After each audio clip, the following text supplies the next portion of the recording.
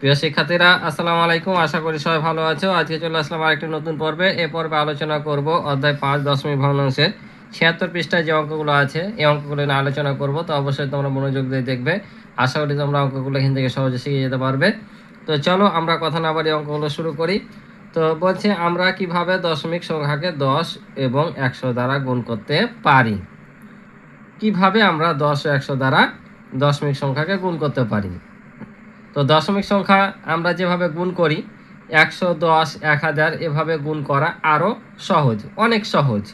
কিভাবে চলো ওদের নিয়মও দেখাবো, আবার মতো করেও আমি তোমাদের বুঝিয়ে দেব। তো এখানে একটা ওরা অঙ্ক উদাহরণ হিসাবে দিয়ে রেখেছে যে কিভাবে করতে হবে। তো এখানে নর্মালি যেভাবে গুণ করা সেভাবে গুণ করেছে, দেখতে পাচ্ছ যে 0 দিয়ে যখন গুণ করেছে সবই 0, আবার 1 দিয়ে যখন গুণ করেছে এগুলো পেয়েছে। অর্থাৎ যোগ করার পর এই যে দশমিকের নিচে দশমিক সোজাভাবে একবারে চলে এসছে, যেমন যোগ বিয়োগে তোমরা করো।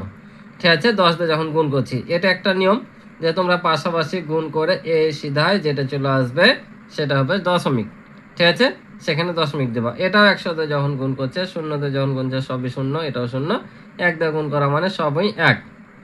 আর এই যে দশমিকটা সিধায় নিয়ে আসছে, তাই কিনা, যে যখন 10 এবং 100 দিয়ে গুণ করা হয় তখন গুণ্যকে যত সংখ্যক শূন্য থাকে দশমিক বিন্দু ডান পাশে তত ঘর সরে যায়। অর্থাৎ এটা মানে বোঝাচ্ছে যখন আমরা কোনো সংখ্যা গুণ করি দশমিক সংখ্যা 10, 100, 1000 এগুলো দ্বারা গুণ করব, তখন গুণ করার পর গুণ না ওই সংখ্যাটাই মনে করো দশমিক যত থাকবে ডান দিকে তত ঘর সরে দিলে গুণ হয়ে যাবে। এই যে এখানে এত ফ্যাসিলিটি করে দেখেছি কিনা, এটা না, জাস্ট এখানে ছিল তোমাদের 2.395 গুণিত 100 মনে করো করছি, তাই কিনা।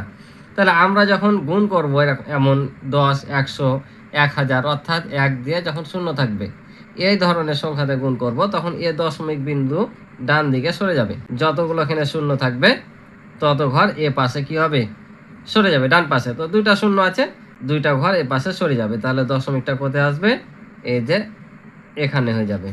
দেখো কয় ঘর সরলো, 2 ঘর না। এটাই যদি 10 দিয়ে গুণ করতাম যে 2.395, তাহলে 10-এর কয়টা 0, একটা, তাহলে দশমিক বিন্দুটা ডান দিকে 1 ঘর সরে যেত, অর্থাৎ 23.95 হতো। বুঝতে পারছো?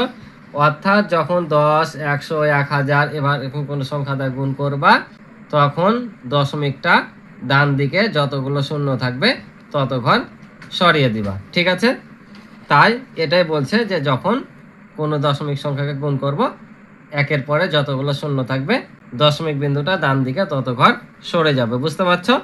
এটাই হচ্ছে সবচাইতে সহজ নিয়ম, এত গুণ করে দেখার দরকার নাই। আমি নিচের অঙ্কগুলো অবশ্যই তোমাদের করে দেখাবো, তখন কিভাবে হবে বুঝতে পারবা।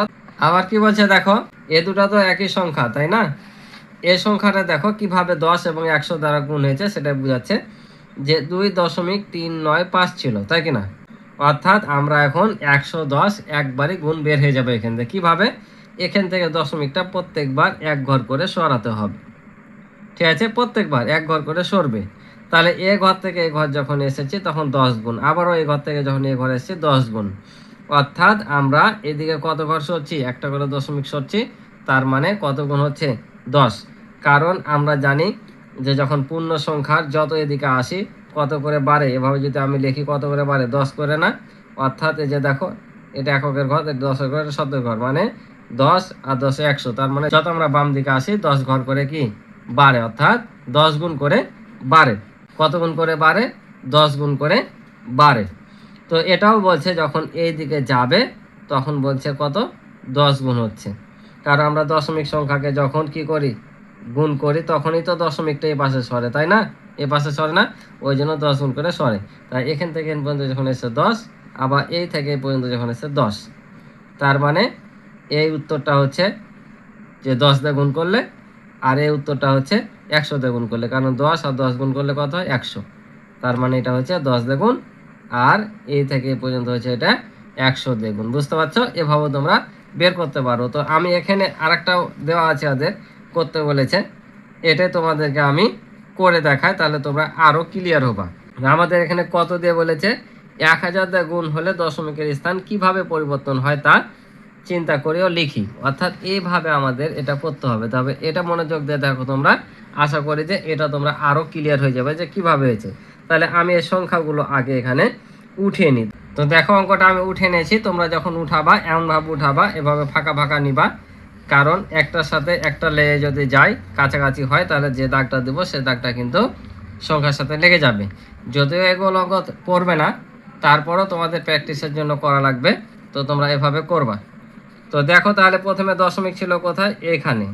তাহলে এখান থেকে আমরা কি করব, এক ঘর করে এদিকে সরে আসব, তাই কি না? সরে আসলাম, প্রথমে কত ঘর করে আসছি সরে নিই, তারপর এখানে আসব, তাই না? তারপর এখান থেকে কোথায় আসবে? এখানে আসবে। প্রত্যেকবার আমরা এক ঘর করে সরালাম। তাহলে এই পর্যন্ত এই কত? 10, ঠিক আছে না? এখানে হচ্ছে 10, অর্থাৎ 10 গুণ। আবার এই থেকে এই পর্যন্ত 10 গুণ, আর এই থেকে এই পর্যন্ত কত গুণ? 10 গুণ। বুঝতে পারছো? তাহলে 1000 দিয়ে গুণ করতে বলেছে। তাহলে এই পর্যন্ত 10, এ পর্যন্ত 10, আবার এই পর্যন্ত 10। তাহলে এখন আমরা যদি 3 থেকে গুণ করি, 3টা 10, তাহলে কত হবে? 10 10 100, 100 সাথে আবার 10 গুণ করলে কত হয়? 1000। তাই বলছিল দেখো যে এতকে 1000 দিয়ে গুণ করা হলে দশমিকের স্থান কিভাবে পরিবর্তন হয় তা চিন্তা করি ও লিখি।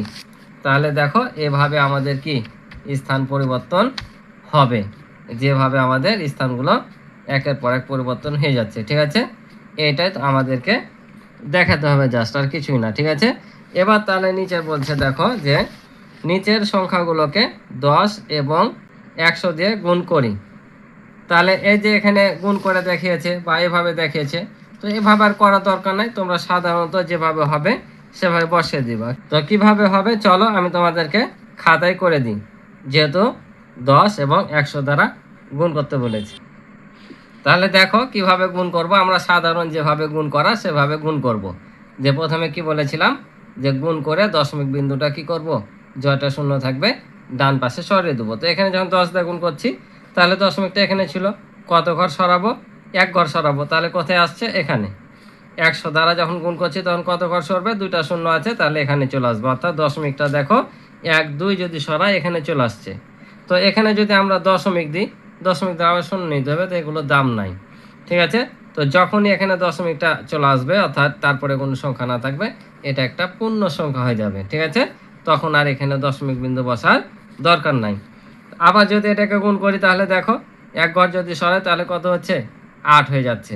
কারণ তোমাদের যদি আমি একটু দেখাই যে এখানে যদি তোমার এমন বসাই দশমিক, তো ভালো লাগছে দেখে কি? ভালো লাগে না। তাহলে আমাদের এখানে আবার একটা শূন্য নিতে হবে, তো এই শূন্য তো দাম নাই, ওই জন্য আমরা কি করব? এখানে কোনো শূন্য নিব না, এটা পূর্ণ সংখ্যা হয়ে যাবে, ঠিক আছে? এবার দেখো যখন 100 দ্বারা গুণ করছি তখন কি হচ্ছে? এখানে কয়টা দশমিক আছে? একটা। কয়টা শূন্য আছে? এখানে দুইটা। তাহলে কত ঘর ডান পাশে সরবে? দুই ঘর। তো আমরা এখানে দেখতে পাচ্ছি একটাই এখানে সংখ্যা আছে, দুইটা হচ্ছে না। তাহলে কি করব? যখন হবে না তখন আমরা এভাবে যত ঘর কমবে একটা শূন্য নিয়ে নেব। বুঝতে পারছো?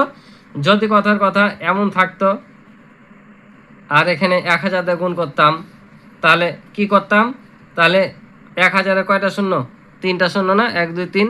তাহলে আমরা এদিকে দশমিক বিন্দুটা কয় ঘর সরাতাম? 3 ঘর সরাতাম, ঠিক আছে না? তো 3 ঘর সরাতাম। তো এখানে আমাদের দেখতে পাচ্ছি একটাই ঘর আছে, অর্থাৎ একটাই সংখ্যা আছে। তাহলে আমাদের 3টা সংখ্যা কিভাবে সরাবো? তাহলে আমরা এই 8 নিয়ে যতগুলো কমবে অঙ্ক ততগুলো আমরা এখানে শূন্য বসিয়ে দেবো, অর্থাৎ দুটা শূন্য বসিয়ে দেবো। তাহলে দেখো এই দশমিকটা কত ঘর সরলো? 1 2 3। বুঝতে পারছো? এভাবে তোমরা আবার ফের বেশি শূন্য নিও না, ঠিক আছে? তোমরা এখানে দশমিক দিয়ে যদি শূন্য বসাও হাজার হাজার সমস্যা নাই, কিন্তু দশমিক ছাড়া যদি শূন্য বসাও তাহলে কিন্তু সমস্যা। বুঝতে পারছো? অঙ্কটা ভুল। তো আশা করি তোমরা বুঝতে পারছো। তাহলে বুঝলা এখানে যেহেতু দুইটা শূন্য আছে, দুইটা ঘর ডান পাশে সরবে, একটা যেহেতু অঙ্ক আছে আর একটা অঙ্ক, তাহলে আমরা শূন্য দিয়ে পূরণ করে দেবো। তাহলে এটাও দেখো কিভাবে করব। এটা কত ঘর সরবে? একটা শূন্য আছে, এক ঘর সরবে। তাহলে এই যে এই থেকে এই পর্যন্ত এক ঘর সরে 0.92 হয়েছে, ঠিক আছে? এবার দেখো 100 দ্বারা যখন গুণ করছি তখন কত হচ্ছে? তখন 2 ঘর সরবে, অর্থাৎ 1 2, অর্থাৎ এখানে আসছে। তার মানে এই যে দেখো 1 2। আর এই যে এখানে শূন্য ছিল একটা, এই শূন্য কিন্তু দাম থাকে না। কোনো সংখ্যা যেমন বললাম দশমিক দিয়ে এই শূন্যগুলোর দাম থাকে না। আবার দশমিকের আগে যদি এমন কোনো সংখ্যা থাকে সেটারও কোনো দাম থাকে না। 1 দশমিকের এই পাশে যে সংখ্যা থাকে তার আগের দিকে শূন্যের দাম থাকে না। আর এক হচ্ছে তোমার এভাবে কোনো সংখ্যা যদি থাকে এই পাশে যদি শূন্য দাও, এই শূন্যগুলা কোনো কাজে আসে না, বুঝতে পারছো? ওই জন্য এই শূন্যটা এখানে নেইনি। ঠিক আছে, তো আশা করি ক্লিয়ার। এবার দেখো পরের অঙ্কগুলো কি বলছে। বলছে যে এতকে কোন সংখ্যা দিয়ে গুণ করলে নিচের সংখ্যাগুলো হবে। কোন সংখ্যা দিয়ে? তাহলে আমরা এখানে বুঝতে পারছি যে এখানে 2 ঘর সরেছে দশমিকটা, তার মানে 100 দিয়ে গুণ করেছি। আর এখানে কত ঘর সরেছে? 1 ঘর সরেছে, তার মানে একে 10 দিয়ে গুণ করা হয়েছে। আমরা মুখে মুখে পাচ্ছি। তো আমরা একটু এই অঙ্কটার মতো করে করব এই স্টাইলে, যে কিভাবে আসছে। ঠিক আছে, তো চলো আমরা করে ফেলি। তো দেখো আমি অঙ্কটা এখানে উঠিয়ে নিয়েছি। এখন কিভাবে হবে একটু লক্ষ্য করে দেখো। তাহলে দশমিকটা কোথায় ছিল? দশমিকটা হচ্ছে এখানে। তাহলে এখান থেকে আমরা প্রত্যেকবার এক করে ঘর এদিকে নিয়ে আসব। ঠিক আছে, দেখব কোথায় আসবে। তো আমি একটা ঘর এখানে বেশি নিয়েছি, কারণ তোমরা যেন আর একটা বুঝতে পারো, অর্থাৎ 100, 10, 1000 এভাবে গুণ করলে যেন বুঝতে পারো। ওই জন্য আমি একটা ঘর এখানে কি করেছি, বেশি নিয়েছি। তো কিভাবে দেখো, যে আমরা যদি এক বিন্দু করে এদিকে সরাই, অর্থাৎ এক ঘর করে এখানে আসবে, তারপরে আবার কত আসবে, এখানে আসবে, আবার এখান থেকে এখানে আসছে। ঠিক আছে, তাহলে কত করে বাড়ছে? এটা কিন্তু আমি এক্সট্রা নিয়েছি, এখান পর্যন্ত কিন্তু হয়ে যেত, কিন্তু এটা এক্সট্রাভাবে বোঝানোর জন্য তোমাদের আমি নিয়েছি। যদি 1000 থাকতো বা এখানে যদি দশমিক নাই থাকতো, অর্থাৎ এখানে যদি একটা কোনো সংখ্যা দিত এমন তোমাদের দশমিক নাই থাকতো, তখন কি হতো, তাই না?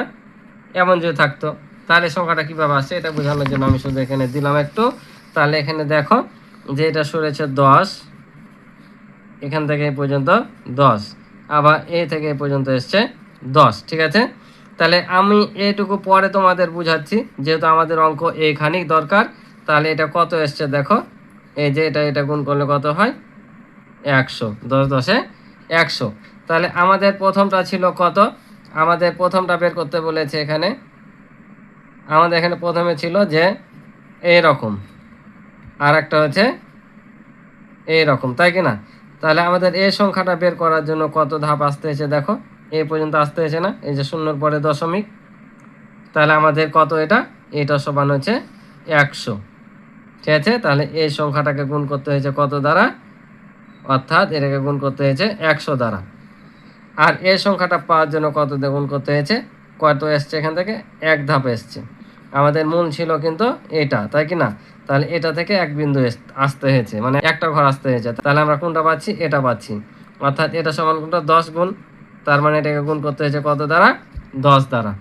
তাহলে আমরা লিখতে পারি যে এতকে 100 দিয়ে গুণ করলে এত হয়, এটাকে 10 দিয়ে গুণ করলে এত হয়।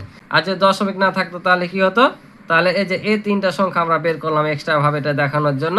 এই তিনটা গুণ করলে কত হয়, 10 10 100, আর 100 সাথে 10 গুণ করলে 1000, অর্থাৎ টোটালটা মিলে হতে 1000। অর্থাৎ এখানে যদি এই সংখ্যাটা দেওয়া থাকতো 3 নম্বরে একটা অঙ্কে, তাহলে 1000 দিয়ে গুণ করলে আমরা কোনটা পেতাম, এই সংখ্যাটা পেতাম। অর্থাৎ এখানে যে সংখ্যাটা লিখেছি এই সংখ্যাটাকে 1000 দিয়ে গুণ করলে এই সংখ্যাটা হবে, বুঝেছো? এটা এক্সট্রা ভাবে আমি বুঝালাম, অঙ্ক এই দুটো দিয়েছে। তাহলে আমরা এখানে একটু লিখে নেব। তাহলে দেখো এখানে লিখে নিলাম যে এতকে 100 দ্বারা গুণ করলে এত হয়, আর 2 নম্বরে ছিল এতকে 10 দ্বারা গুণ করলে এত হয়। ঠিক আছে, কারণ এখানে দুইটা ঘর দশমিক সরেছে, এখানে একটা ঘর সরেছে, তাই এখানে 100 আর এটা 10। আশা করি বুঝছো। এবার দেখো পরের অঙ্কটা বলছে গুণ করি। তো আমরা নর্মালি আর কোনো নিয়ম যাব না, আমরা সরাসরি গুণ করে দেবো। কীভাবে গুণ করবো, এখানে দেখো 10 আছে, কয়টা শূন্য, একটা শূন্য, কত ঘর সরবে, এক ঘর ডান দিকে সরবে। তাহলে এখানে উত্তরটা কেমন হবে, উত্তরটা হবে 2.4.5।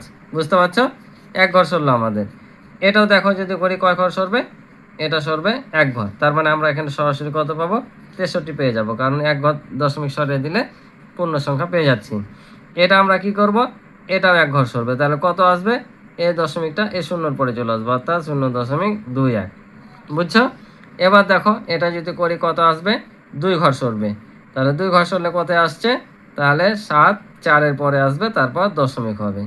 এটা কত ঘর সরবে, এটাও সরবে তোমার 2 ঘর। তাহলে 2 ঘর যদি সরাই, তাহলে দেখো এখানে কয়টা ঘর আছে, একটাই, আর একটা নাই। তাহলে কি করব, একটা শূন্য পূরণ করে দেবো, আর দশমিক বসার দরকার নেই, কারণ পূর্ণ সংখ্যা হয়ে গেছে।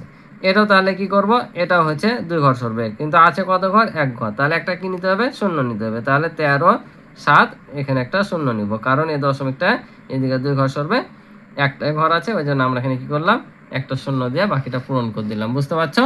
তো এই ছিল এই পর্বের অঙ্ক। আশা করি তোমরা বুঝেছো। ক্লাসটি ভালো লাগলে অবশ্যই চ্যানেলটি সাবস্ক্রাইব করে আমার পাশে থাকবে এবং ভিডিওতে লাইক করে দিবে। ইতিপূর্বে যারা চ্যানেলটি সাবস্ক্রাইব করেছে তাদের অসংখ্য ধন্যবাদ। তো দেখা হবে নতুন পর্বে। আল্লাহ হাফেজ।